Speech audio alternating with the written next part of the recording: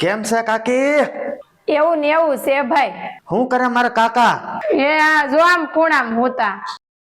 લે આવો આવો વરરાજા, કેમ આજ અમારી ઝૂંપડીએ?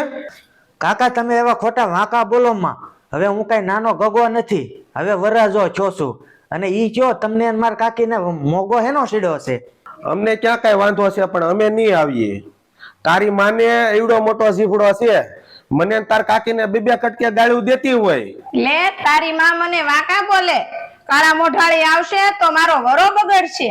પણ કાકી વાંકા બોલે તો તમે ક્યાં વાંકા થઈ ગયા? નહીં, અમે બે માણા નહીં આવીએ. છોકરા વાવશે, અમારી વાટ નહીં રાખતો. નહીં, છોકરાઓ બોકરાઓ કોઈ નહીં આવે.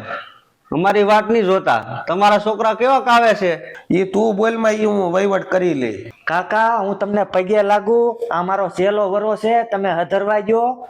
મેં તમને ત્યાં કોઈ દી કાકા સિવાય કાંઈ કીધું છે? તમે એવડા એવડા હતા ત્યારથી તમને રમાડીને અમે મોટા કર્યા, તો અમને ભત્રીજા પૌણાવાનો હરખ ન હોય.